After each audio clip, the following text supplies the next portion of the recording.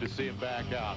That was a heck of a hit he took. It certainly was. Here's your starting lineup. Jason Leffler, 97 midget champ, is on the pole alongside Tony Stewart, who's won in his last two Silver Crown outings. Then you got Russ Gamester, former midget champ, and Beechler, runner-up in last year's points. Pat Abel, the defending race champ. Jimmy Sills, the three-time division champ. Doug Godero in his first Silver Crown start, along with Leary, who won the 97 Hoosier 100. Jay Drake from the West Coast alongside McCord, who won last night in a sprint car. Jet Phillips and Mike Brooks, the legend out of Knoxville, Iowa, also his first Silver Crown start. Dave Steele and Dave Darlin, a couple of the big stars back in the field.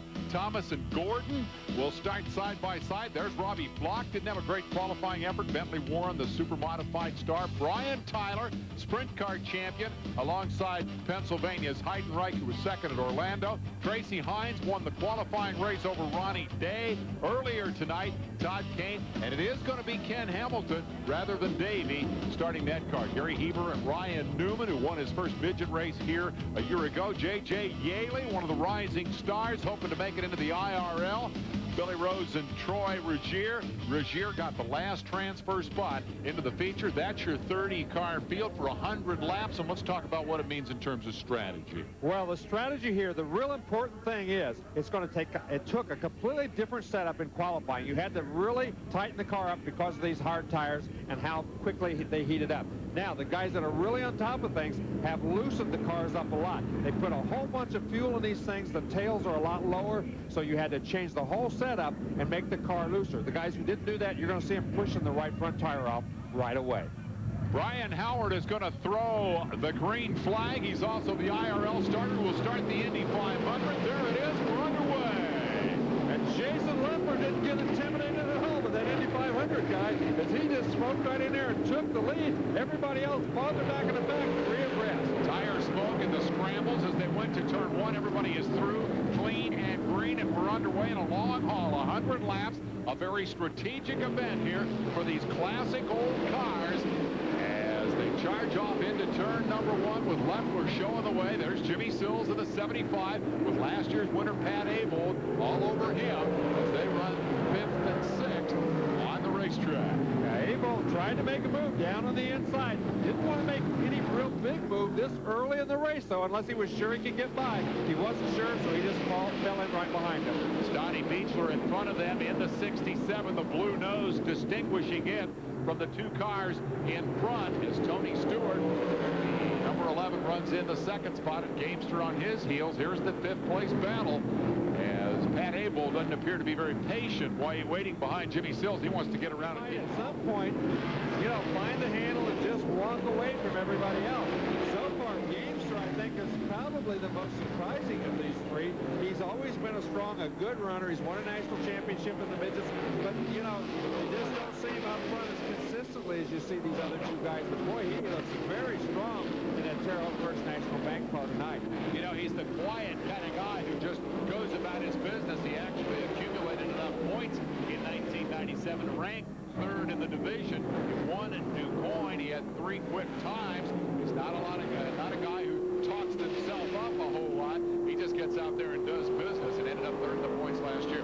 This is Darlin, and he still has Tracy Hines behind him. Tracy passed a bunch of cars to get to this point, but the series champion is definitely a little tougher to get around. Yeah, he's really giving him fits. He's hanging on right there.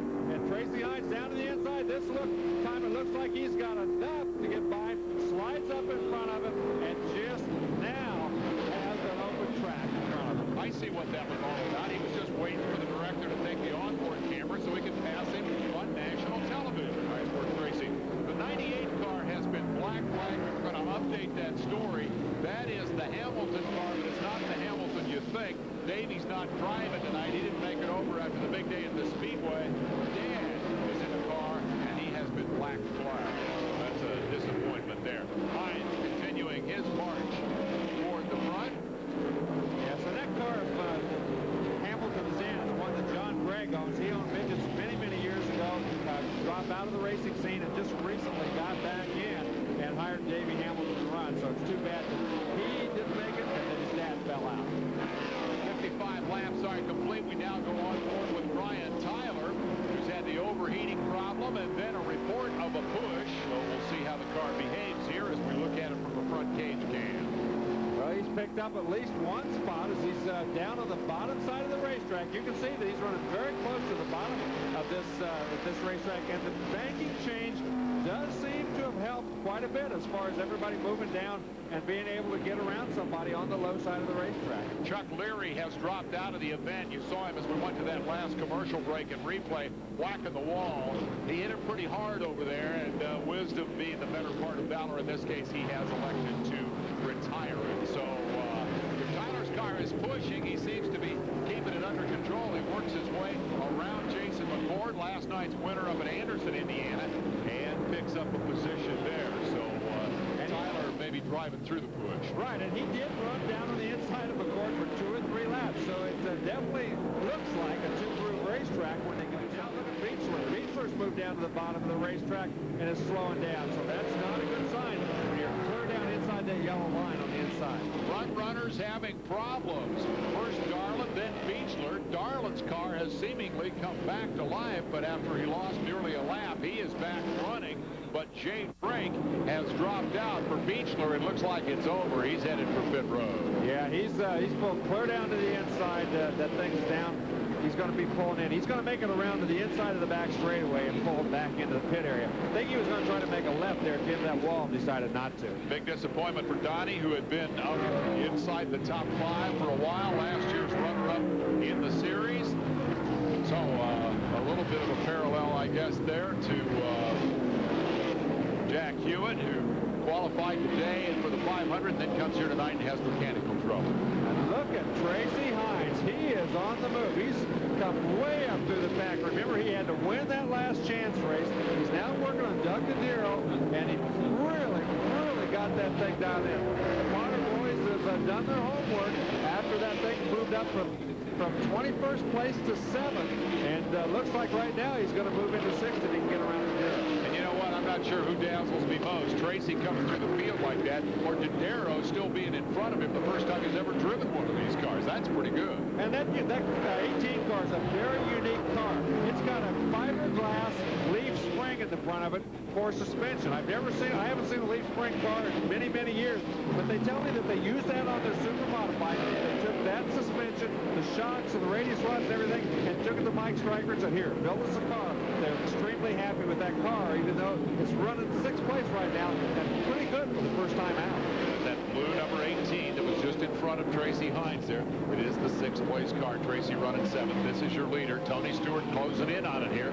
91 laps are in the book, and 2nd, 3rd, 4th continues to be. He's almost a half lap behind Tony Stewart, but he got that yellow flag and had 2 or 3 laps to take a shot at him. He'd really love to at least have that shot. Remember, it was the traffic that enabled Stewart to get away. Until they started catching the lappers, the first 3-4 cars were very equal.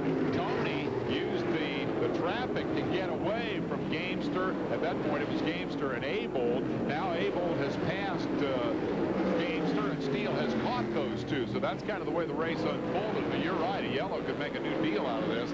Not much time to get one. 96 are down. Not now. It looks like Tony Stewart is going to have this thing all his way unless something really terrible happens. But look at Gamester. He doesn't quit. He's going to go right back after Abold. Move to the high side of it right there.